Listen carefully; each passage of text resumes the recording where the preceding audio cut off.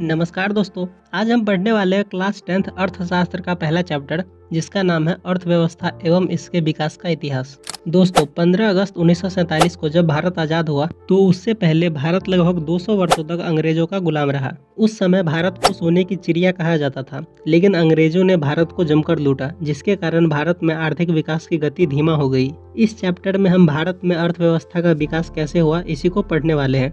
तो सबसे पहले हम समझते हैं कि अर्थव्यवस्था होता क्या है। अर्थव्यवस्था एक ऐसा तंत्र या ढांचा है जिसके अंतर्गत विभिन्न प्रकार की आर्थिक क्रियाएं संपादित की जाती है, जैसे कि कृषि, उद्योग, व्यापार, बैंकिंग, बीमा, परिवहन, संचार इत्यादि। तो देखो यार, यहाँ पर एक शब्द है आर्थिक क्रिया। तो आर्थिक क्रिया होता क्या है? तो वे सभी क्रियाएं जिनसे हमें आय प्राप्त होती है उसे आर्थिक क्रियाएं कहते हैं। अगर तुम इसे आसान भाषा में समझना चाहो तो वो सभी काम जो हम पैसे कमाने के लिए करते हैं उसे आर्थिक क्रिया कहते हैं। अब देखो यार, कुछ अर्थशास्त्रियों ने अर्थव्यवस्था का परिभाषा अलग अलग तरीकों से दिया है। जैसे कि आर्थर लेविस के अनुसार अर्थव्यवस्था का मतलब ये है कि किसी राष्ट्र के संपूर्ण व्यवहार से होता है जिसके आधार पर मानवीय आवश्यकताओं की संतुष्टि के लिए वह अपने संसाधनों का प्रयोग करता है। और ब्राउन के अनुसार अर्थव्यवस्था का मतलब ये है कि अर्थव्यवस्था आजीविका अर्जन की एक प्रणाली है। अब देखो यार, जो भारत की अर्थव्यवस्था संरचना है उसको 3 भागों में बांटा गया है: प्राथमिक क्षेत्र, द्वितीयक क्षेत्र और तृतीयक क्षेत्र। तो इसे हम एक एक करके समझते हैं। तो सबसे पहले हम समझते हैं प्राथमिक क्षेत्र को। तो प्राथमिक क्षेत्र को कृषि क्षेत्र भी कहा जाता है और इसके अंतर्गत कृषि, पशुपालन, मछली पालन, जंगलों से वस्तुओं को प्राप्त करना, ये सारे व्यवसाय आते हैं। अगर तुम इसे आसान भाषा में समझो तो खेती करके, मछली पालन करके, पशुपालन करके, जंगलों से लकड़ियां इत्यादि को बेचकर इन सब से पैसा कमाना ही प्राथमिक क्षेत्र कहलाता है। तो अब हम समझते हैं द्वितीयक क्षेत्र को। तो द्वितीयक क्षेत्र को औद्योगिक क्षेत्र भी कहा जाता है। इसके अंतर्गत उद्योग, निर्माण और गैस एवं बिजली का काम होता है। अगर इसे आसान भाषा में समझा जाए तो उद्योग का मतलब है कि किसी भी चीज़ की फैक्ट्री लगाना, चाहे वह गाँव लेवल पर हो, जिला लेवल पर हो, देश लेवल पर हो या विदेश लेवल पर हो। और निर्माण का मतलब है कि सड़क निर्माण, पुल निर्माण, मंदिर निर्माण इत्यादि। और गैस एवं बिजली का उत्पादन करना, ये सब द्वितीयक क्षेत्र में आते हैं। तो अब हम समझते हैं तृतीयक क्षेत्र को। तो तृतीयक क्षेत्र को सेवा क्षेत्र भी कहा जाता है। इसके अंतर्गत बैंक, परिवहन, संचार, व्यापार, हॉस्पिटल, स्कूल, शिक्षक, डॉक्टर, इंजीनियर, वकील इत्यादि आते हैं। तृतीयक क्षेत्र प्राथमिक एवं द्वितीयक क्षेत्रों के कामों को सहायता प्रदान करती है, इसीलिए इसे सेवा क्षेत्र भी कहा जाता है। अब हम इन तीनों क्षेत्रों के योगदान को एक तालिका के द्वारा समझ लेते हैं। आज़ादी से पहले 1901 ईस्वी में क्या योगदान था, आज़ादी के बाद 1947 ईस्वी में क्या योगदान था और 2007 ईस्वी में क्या योगदान था। तो जो प्राथमिक क्षेत्र है इसका योगदान 1901 ईस्वी में 63.6% था और 1947 ईस्वी में 58.7% था, जबकि ये 2007 ईस्वी में बहुत ज़्यादा घटकर 22.0% हो गया। तो देखो यार, तुम इस आंकड़े से भी पता लगा सकते हो कि हमारे देश में खेती पहले के मुकाबले बहुत ही कम हो रही है, जिसके कारण खाने पीने की चीज़ें महंगी होती जा रही है। और जो द्वितीयक क्षेत्र है इसका योगदान 1901 ईस्वी में 12.7% था और 1947 ईस्वी में 14.3% था, लेकिन ये संख्या बढ़कर 2007 ईस्वी तक 22.0% हो गया। तो देखो यार, तुम इससे समझ सकते हो कि हमारे देश में पहले के मुकाबले गैस, बिजली, उद्योग ज़्यादा बढ़ रहे हैं, जिससे हमारे देश की अर्थव्यवस्था में धीरे धीरे सुधार आ रहा है। और जो तृतीयक क्षेत्र है इसका योगदान 1901 ईस्वी में 23.7% था और 1947 ईस्वी में 27.0% था, लेकिन ये संख्या बढ़कर 2007 ईस्वी तक 56.0% हो गया। तो देखो यार, तुम इससे समझ सकते हो कि हमारे देश में पहले के मुकाबले बैंक, परिवहन, संचार, व्यापार, hospital, school, college, doctor, engineer, शिक्षक, वकील इत्यादि बहुत ज़्यादा बढ़ रहे हैं। ये आंकड़े ये दर्शा रहे हैं कि भारत धीरे धीरे विकास करके एक समृद्धि और शक्तिशाली देश बनने की ओर बढ़ रहा है। हो सकता है आने वाले समय में भारत एक बार फिर से सोने की चिड़िया बन जाए। तो देखो यार, ये तो थी भारत की अर्थव्यवस्था, लेकिन पूरे विश्व भर में भी अर्थव्यवस्था के 3 प्रकार हैं: पूंजीवादी अर्थव्यवस्था, समाजवादी अर्थव्यवस्था और मिश्रित अर्थव्यवस्था। तो अब हम तीनों को एक एक करके अच्छे से समझ लेते हैं। तो सबसे पहले हम समझते हैं पूंजीवादी अर्थव्यवस्था को। तो वैसी अर्थव्यवस्था जहां उत्पादनों के साधनों का स्वामित्व निजी व्यक्तियों के पास होता है उसे पूंजीवादी अर्थव्यवस्था कहते हैं। अगर तुम इसे आसान भाषा में समझना चाहो तो पूंजीवादी अर्थव्यवस्था में संसाधनों पर किसी निजी व्यक्ति का अधिकार होगा। और जो पूंजीवादी अर्थव्यवस्था है वो अमेरिका, जापान, ऑस्ट्रेलिया इत्यादि देशों में पाया जाता है। तो अब हम समझते हैं समाजवादी अर्थव्यवस्था को। तो वैसी अर्थव्यवस्था जहां उत्पादनों के साधनों का स्वामित्व एवं संचालन देश के सरकार के पास होता है उसे समाजवादी अर्थव्यवस्था कहते हैं। अगर तुम इसे आसान भाषा में समझो तो समाजवादी अर्थव्यवस्था में संसाधनों पर सरकार का अधिकार होता है, और जो समाजवादी अर्थव्यवस्था है वो चीन, क्यूबा इत्यादि देशों में पाया जाता है। तो अब हम समझते हैं मिश्रित अर्थव्यवस्था को। मिश्रित अर्थव्यवस्था पूंजीवादी एवं समाजवादी अर्थव्यवस्था का मिश्रण है। इसमें उत्पादनों के साधनों का स्वामित्व सरकार एवं निजी व्यक्तियों के पास होता है, और भारत में मिश्रित अर्थव्यवस्था पाई जाती है। अगर तुम इसे आसान भाषा में समझो तो मिश्रित अर्थव्यवस्था में संसाधनों पर अधिकार सरकार का भी होता है और निजी व्यक्तियों का भी होता है। जैसे कि भारत में हॉस्पिटल सरकारी भी है और प्राइवेट भी है। तो देखो यार, ये तो थी दुनिया की अर्थव्यवस्था के प्रकार, लेकिन जो अर्थव्यवस्था है क्या उसका विकास कुछ दिनों या कुछ सालों में हुआ होगा? तो इसका जवाब है नहीं। जो अर्थव्यवस्था का विकास है उसका भी अपना एक इतिहास है, और जो भारत की अर्थव्यवस्था का विकास है वो कई सालों में हुआ है, और अभी भी भारत को पूरी तरह से विकास करने के लिए कई साल लग सकते हैं। ऐसा इसलिए क्योंकि देखो यार, मान लो भारत को एक रॉकेट चाहिए, दिवाली वाला नहीं, अंतरिक्ष में जाने वाला रॉकेट। तो क्या मोदी जी एक दिन में वो रॉकेट कहीं से ले आएंगे? इसका जवाब है नहीं, क्योंकि रॉकेट को बनाने में बहुत ज़्यादा टाइम लगता है। भैया एक तरीका है रॉकेट जल्दी लाने का, अगर मोदी जी के पास जादू कहीं से आ जाए तो। कौन सी जादू की बात कर रहा है तू? ऋतिक रोशन वाला या काला जादू? भैया जादू तो जादू होता है ना। अबे चुपचाप पढ़ने पे ध्यान दे ले। तो देखो यार, जो अर्थव्यवस्था का विकास है वो दो तरीकों से हुआ है। पहला जो तरीका है वो है आर्थिक विकास, और दूसरा जो तरीका है वो है मौद्रिक विकास। तो सबसे पहले हम समझते हैं आर्थिक विकास को। तो देखो यार, अलग अलग अर्थशास्त्रियों का अलग अलग परिभाषा है, लेकिन प्रोफेसर रोस्टोव के अनुसार आर्थिक विकास श्रम शक्ति में वृद्धि की दर और जनसंख्या में वृद्धि की दर के बीच का संबंध है। तुम इसे ऐसे भी समझ सकते हो कि भारत में जितने भी लोग हैं उन सब की ज़रूरतें पूरी हो रही है, इसका मतलब विकास हो रहा है। अब देखो यार, ये है दुनिया, यहाँ पर कोई भी तुमको ज्ञान देते हुए नजर आ जाएगा। जब प्रोफेसर रोस्टोव ने आर्थिक विकास का परिभाषा दे दिया है तो इसे पूरी दुनिया को मान लेना चाहिए, लेकिन नहीं, क्योंकि यहाँ पर तो किसी और को भी ज्ञान देना है। इसी बीच दो और भाई साहब आए, प्रोफेसर मेयर और वाल्डविन। इन दोनों ने बताया कि आर्थिक विकास एक ऐसी प्रक्रिया है जिसके द्वारा दीर्घकाल में किसी अर्थव्यवस्था की वास्तविक राष्ट्रीय आय में वृद्धि होती है। तुम इसे ऐसे भी समझ सकते हो कि अगर किसी देश के पास अभी कम पैसा है और बहुत सालों बाद अगर ज़्यादा पैसा हो गया तो उस देश का आर्थिक विकास हुआ है। तो देखो यार, यहाँ पर एक ही तरह के दिखने वाले दो शब्द हैं, आर्थिक विकास और आर्थिक वृद्धि। तो अब हम समझ लेते हैं कि आर्थिक विकास और आर्थिक वृद्धि में क्या अंतर है। तो श्रीमती उर्सुला हिक्स ने कहा था कि वृद्धि शब्द का प्रयोग आर्थिक दृष्टि से विकसित देशों के लिए किया जाता है, जबकि विकास शब्द का प्रयोग विकासशील देशों के लिए किया जाता है। तुम इसे ऐसे भी समझ सकते हो कि जो देश अमीर है उसके लिए वृद्धि शब्द का प्रयोग किया जाता है, और जो देश अभी अमीर बन ही रहा है उसके लिए विकास शब्द का प्रयोग किया जाता है। तो सबसे पहले हम समझते हैं कि सतत विकास क्या होता है। तो ऐसा विकास जो जारी रह सके, टिकाऊ बना रह सके, सतत विकास कहलाता है। सतत विकास में न केवल वर्तमान पीढ़ी बल्कि भावी पीढ़ी को भी ध्यान में रखा जाता है। तो अब देखो यार, किसी देश का आर्थिक विकास कैसे होता होगा। मान लो कि भारत में आर्थिक विकास करना है तो अपने आप तो नहीं हो जाएगा ना। अब ऐसा भी नहीं है कि मोदी जी सुबह सोकर उठे और उसके मन में आए कि चलो भारत में कहीं विकास कर देते हैं, तो ऐसा भी नहीं हो सकता है। तो आर्थिक विकास होता कैसे है? तो आर्थिक विकास आर्थिक नियोजन के द्वारा होता है। तो अभी आर्थिक नियोजन क्या है? तो राष्ट्र की प्राथमिकताओं के अनुसार देश के संसाधनों का विभिन्न विकासात्मक क्रियाओं में प्रयोग करना है। अगर तुम इसे आसान भाषा में समझना चाहो तो आर्थिक नियोजन का मतलब है कि एक टाइम टेबल के अनुसार देश में बहुत सारे विकास करना। अब देखो यार, अपना देश विकास कर रहा है, ये तो अच्छी बात है, लेकिन टाइम टेबल पर विकास हो रहा है। तो तुम सोचो, भारत में जो विकास हो रहा है उसका टाइम टेबल कौन बनाता होगा? तो भारत में जो आर्थिक विकास का टाइम टेबल है, मतलब कि जो आर्थिक नियोजन है, उसको योजना आयोग बनाता है। अब ये योजना आयोग क्या है? तो भारत में आने वाले 5 वर्षों के लिए आर्थिक विकास की योजना बनाने वाले आयोग को ही योजना आयोग कहते हैं। अगर तुम इसे आसान भाषा में समझो तो योजना आयोग ये पहले तय कर लेता है कि अगले 5 सालों में भारत में कहाँ कहाँ, कब कब और कौन से विकास करने हैं। भारत में योजना आयोग का गठन 15 मार्च 1950 ईस्वी को हुआ था। योजना आयोग का जो अध्यक्ष है वो देश के पदेन प्रधानमंत्री होते हैं। पदेन प्रधानमंत्री मतलब जो अभी देश के प्रधानमंत्री है, और तुम्हें भी पता है कि अभी भारत के प्रधानमंत्री मोदी जी हैं, और योजना आयोग का प्रथम अध्यक्ष पंडित जवाहरलाल नेहरू थे। तो अब हम एक तालिका के द्वारा समझ लेते हैं कि भारत में कौन सी योजना किस समय पर आई थी। तो पहली पंचवर्षीय योजना 1951 ईस्वी से लेकर 1956 ईस्वी तक रहा था।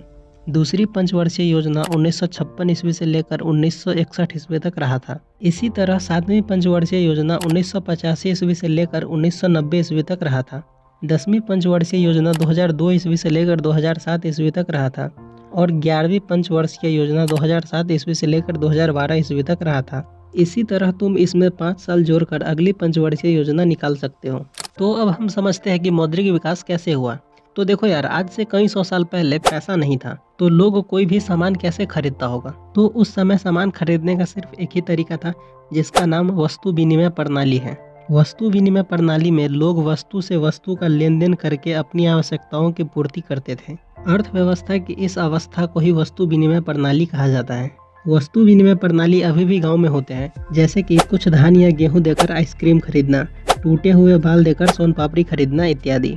लेकिन वस्तु विनिमय प्रणाली में लोगों को अनेकों तरह की दिक्कत का सामना करना पड़ता था। जैसे कि मान लो कि तुमने आइसक्रीम वाले को ज़्यादा गेहूं दिया और उसके बदले आइसक्रीम वाले ने तुम्हें सिर्फ एक आइसक्रीम ही दिया, तो ये तो नाइंसाफ़ी हुई ना। तो इसलिए मुद्रा का विकास हुआ। तो देखो यार, पहले वस्तु विनिमय प्रणाली था, उसके बाद मौद्रिक प्रणाली आया। तो मौद्रिक प्रणाली क्या होता है? तो मौद्रिक प्रणाली में लोगों ने मुद्रा से वस्तुओं एवं सेवाओं का विनिमय करना शुरू कर दिया, उसे ही मौद्रिक प्रणाली कहा जाता है। लेकिन जब पैसा आ गया था तो उसमें भी लोगों को दिक्कत आने लगी, क्योंकि बहुत ज़्यादा पैसे अपने साथ एक जगह से दूसरे जगह ले जाने में दिक्कत होने लगी। क्योंकि देखो यार, अगर कोई भी इंसान ज़्यादा पैसे अपने साथ लेकर जाता था तो कोई रास्ते में उनसे सारे पैसे छीन लेते थे, और वह अगर पैसा नहीं देता था तो उस इंसान को जान से मार देते थे। इन सब समस्याओं को देखते हुए बैंकिंग प्रणाली आई। तो अब ये बैंकिंग प्रणाली क्या है? तो बैंकिंग प्रणाली में लोग बैंकों के माध्यम से चेक के द्वारा पैसे निकालते थे। इस प्रणाली को ही बैंकिंग प्रणाली कहा जाता है। इसके बाद आया कोर बैंकिंग प्रणाली। तो कोर बैंकिंग प्रणाली में एक संकेत से, मतलब कि अकाउंट नंबर से, एक व्यक्ति के खाते से किसी दूसरे व्यक्ति के खाते में पैसे भेज दिए जाते हैं। इसके बाद आया एटीएम प्रणाली। तो अब ये एटीएम प्रणाली क्या है? तो एटीएम प्रणाली में प्लास्टिक के एक छोटे से कार्ड से, जिस पर सूक्ष्म संकेत होते हैं, उसके आधार पर कहीं भी और किसी समय निर्धारित बैंक के केंद्र से पैसे निकालने की सुविधा है। अब देखो यार, लोगों को एटीएम प्रणाली में भी दिक्कत का सामना करना पड़ रहा था, क्योंकि एटीएम प्रणाली में एक दिक्कत ये थी कि अगर तुम्हारा खाता पंजाब नेशनल बैंक में है तो तुम एटीएम से पैसे सिर्फ पंजाब नेशनल बैंक के ही एटीएम से निकाल सकते हो, किसी और दूसरे बैंक के एटीएम से नहीं। इस समस्या को देखते हुए गवर्नमेंट ने डेबिट कार्ड बनाया। तो अब ये डेबिट कार्ड क्या होता है? तो डेबिट कार्ड बैंक के द्वारा दिया गया एक प्लास्टिक का कार्ड है, जिसके द्वारा बैंक में जमा किए गए पैसों को किसी एटीएम मशीन के द्वारा निकाल सकते हैं। और जो डेबिट कार्ड है उससे तुम किसी भी बैंक के एटीएम से पैसे निकाल सकते हो।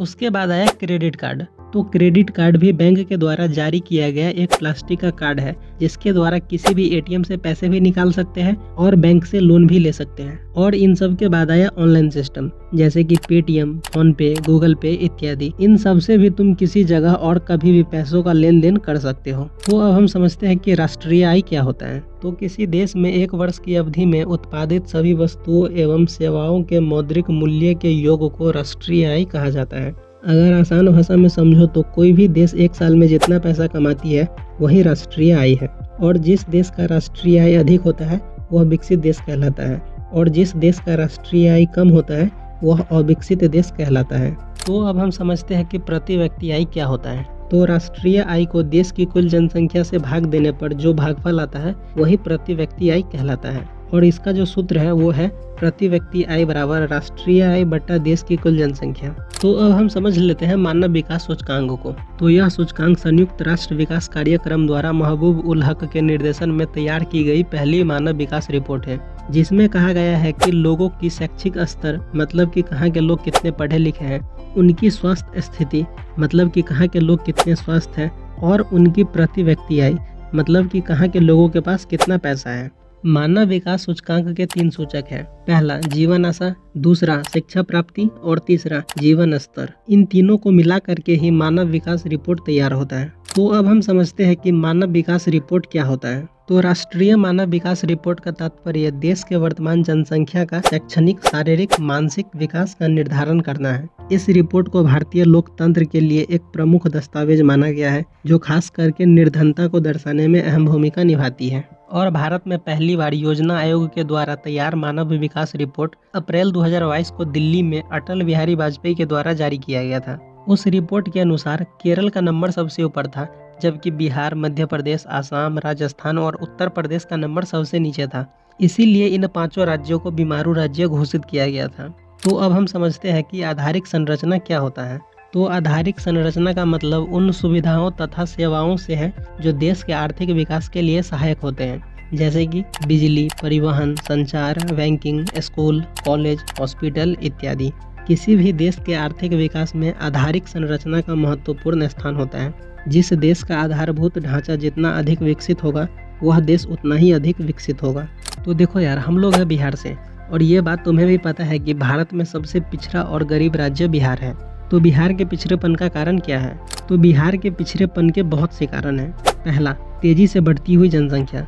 देखो यार, बिहार में बढ़ती हुई जनसंख्या के कारण विकास के साधन कम होते जा रहे हैं। जनसंख्या का भरण पोषण करना मुश्किल होते जा रहा है। दूसरा, आधारिक संरचना का अभाव। देखो यार, बिहार में सड़क, बिजली एवं सिंचाई का अभाव है। शिक्षा एवं स्वास्थ्य सुविधाओं की कमी है।